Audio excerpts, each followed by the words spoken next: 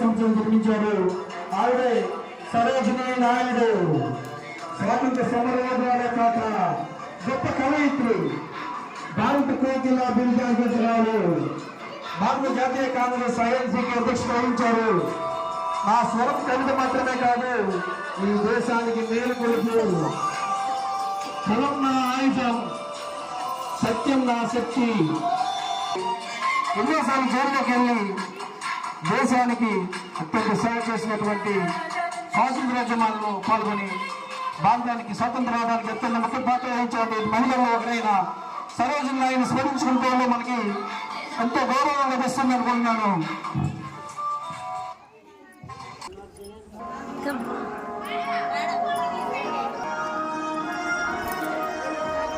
శాంతి కాముకుడు, శాంతి శాంతి అంటూ దేశానికి రెండో ప్రధాన అయిన లాల్ బహదూర్ శాస్త్రి, శంప్రసాద్ శ్రీవాస్తవ ఆంధ్రదేవికి జన్మించినటువంటి లాల్ బహదూర్ శాస్త్రి నైతిక విలువలతో కూడిన సాదా సీదా జీవితం కనిపించినటువంటి వ్యక్తి. జై జవాన్ జై కిసాన్ అనే నినాదంతో రైతుకి జవానికి మధ్య ఎంతో సఖ్యత అవసరమని చాటి చెప్పిన వ్యక్తి. 1965లో ఇండియా పాక్ యుద్ధంలో దేశ భద్రతను ధైర్యంగా నాయకత్వం వహించిన వ్యక్తి. భయం మనతో ఉండకూడదు, ధైర్యం మన దారి చూపాలి. నాకు ప్రసిద్ధి అవసరం లేదు, దేశానికి శాంతి కావాలి. రైస్ అండ్ పీస్ కాదు, మన శ్రమ సంకల్పమే దేశ భవిష్యత్తు అని చెప్పి చాటి చెప్పిన వ్యక్తి. గొప్ప శాంతి కాముకుడుగా పేరు పొందిన లాల్ బహదూర్ శాస్త్రి గారిని స్మరించుకోవడంలో మనం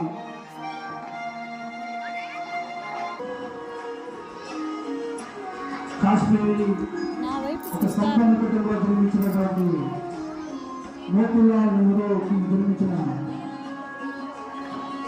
మన మొట్టమొదటి ప్రధానమంత్రి జవహర్ లాల్ నెహ్రూ నవంబర్ 14, 1889లో అలహాబాద్ అంటే నేటి ప్రయాగ్ లో జన్మించారు. అత్యంత సంపన్న కుటుంబంలో జన్మించినప్పుడు సాదాసీదాగా భారత స్వాతంత్రోద్యమంలో పాల్గొని భారతదేశానికి స్వాతంత్ర్యం రావడంలో తన ముఖ్య పాత్రను పోషించినటువంటి వ్యక్తి. ఎన్నో సంస్కరణలతో భారతదేశానికి ఎక్కువ సంవత్సరాలు భారతదేశాన్ని పరిపాలించి భారతదేశాన్ని ప్రపంచ దేశాల్లో ఒకటిగా నిలబెట్టిన వ్యక్తి మన ప్రియతమ నాయకుడు, ప్రియతమ స్వాతంత్ర సమర యోధుడు జవహర్ లాల్ నెహ్రూ చాచాజీ. ఈయనకు చిన్నపిల్లలంటే అత్యంత ఇష్టం. దానికి అనుగుణంగా ఆయన యొక్క జన్మదినాన్ని పురస్కరించుకొని జాతీయ బాలల దినోత్సవం జరుపుకుంటున్నాము అంటే అతనికి పిల్లల మీద ఎంత మక్కువ ఉందో దాన్ని బట్టి మనం అర్థం చేసుకోవాలి. చాచాజీ అని ముద్దుగా పిలుచుకుంటాము ఆయన్ని, జవహర్ లాల్ నెహ్రూ. ఈ సందర్భంగా జవహర్ లాల్ నెహ్రూని స్మరించుకోవడంలో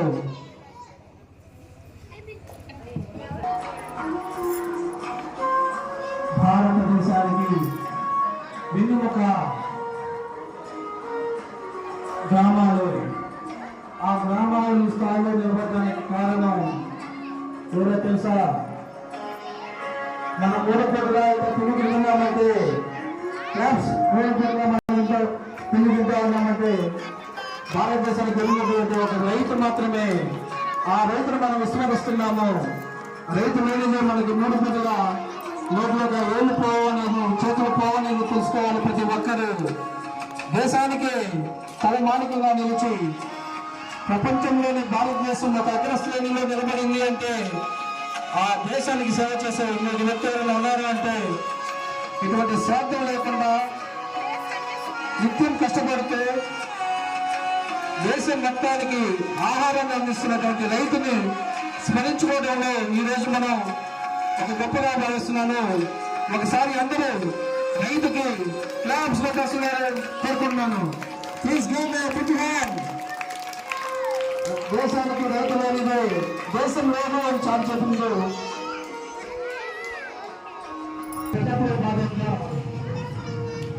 ఇంకా ముఖ్యాతి అజీజ్ నిమిషాలకు నిర్మించినటువంటి సయ్యద్ అహ్మద్ ఖాన్ అక్టోబర్ 17, 1817 సంవత్సరంలో ఢిల్లీలో జన్మించారు. భారతదేశానికి చెందిన ప్రముఖ సామాజిక సంస్కర్త, విద్యావేత్త మరియు ముస్లిం సమాజ అభివృద్ధికి కృషి చేసిన నాయకుడు. అలీనాలో ఓరియంటల్ కాలేజీ స్థాపించారు.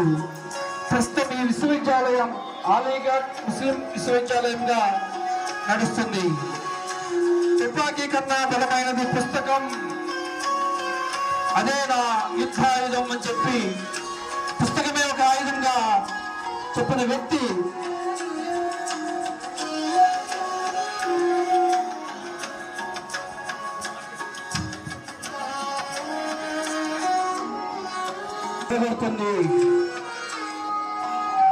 నా పోరాటం సింహాసనం కోసం కాదు, సమాజాన్ని వెలుగులోకి తీసుకురావడమే అని చెప్పి ఒక గొప్ప వ్యక్తి మన సయ్యద్ అహ్మద్ ఖాన్.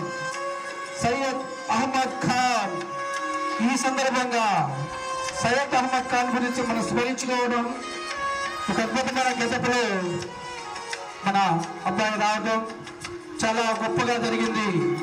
ఒకసారి అందరూ ఆయనకి క్లాప్స్ కొట్టవలసి కోరుచున్నాను. Syed Ahmed Khan. Okay, thank you. సాగిస్తున్నాం అని గుండెలలో చేయబెట్టుకుని ఎదుర్కోవడానికి కారకులైనటువంటి మన దేశాన్ని కాపాడుతూ అన్నిత్యం కత్తికి రెప్పలా చూసుకున్నటువంటి వ్యక్తులు సిపాయిలు.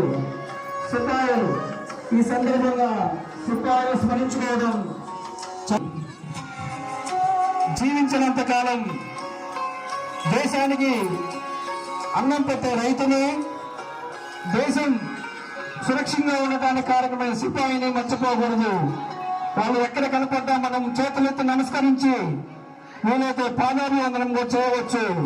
అటువంటి గొప్ప వ్యక్తులు రైతులు కానీ మనం ఎప్పటికీ గౌరవించుకోవాలని ఈ సందర్భంగా ప్రతి ఒక్కరికి